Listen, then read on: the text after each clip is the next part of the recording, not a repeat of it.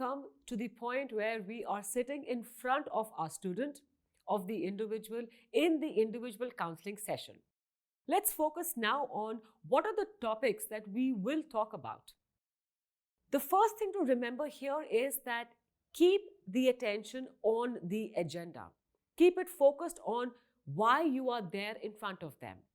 Why is this important for us to remember is that because when we have the student and the parents in front of us, often the conversation can be hijacked by things like the parent saying that the student is not studious, not listening, he reads too much, he doesn't play enough, he plays too much, he doesn't study enough, he doesn't study well, he doesn't listen to us, all of that. And the student starts to give his side of the story, and the parents are giving his side of the story, and the counselor is sitting there and wondering, when will we start talking about subjects and courses and admissions? This is where the counselor's communication skills come into play, where you have to tell them that we will talk about this. It's important to understand this scenario and this environment where the child is studying. But let's park that for the time being and let's focus on what we need to do. And we'll talk about how later on. If we don't do that, then you will realize that 1 hour has easily gone by and you've not been able to get any headway in your process of helping them reach a conclusion. That doesn't serve the purpose then.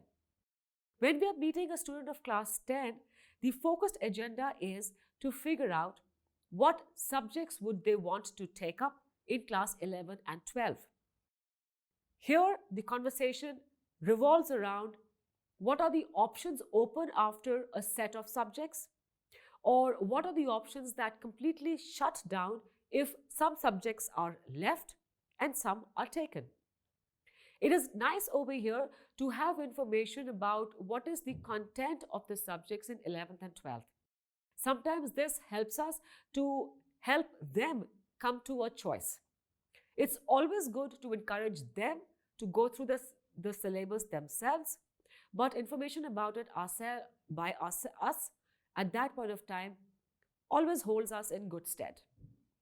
When we are talking to class 12 students of class 11 or class 12, then the focus comes to what courses that they can apply for, what are the variety of courses that they can opt for, plan A, plan B, plan C, what are the colleges that they could apply for, what are the admission criteria that they need to be careful about, what is the eligibility for various courses, do they have entrance exams, do they have a marks-based system of taking admissions.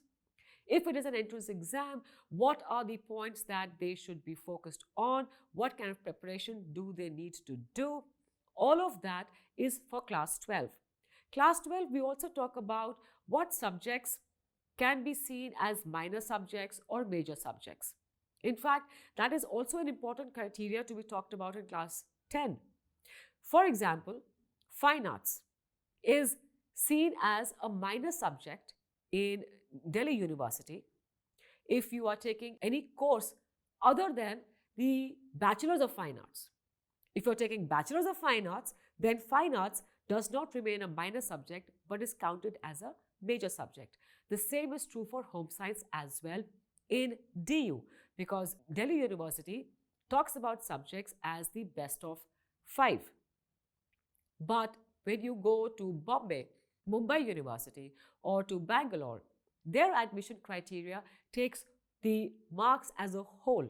So no matter how many subjects you had, 5 or 6, they will take your report card, your aggregate as 1, no matter what subjects were there.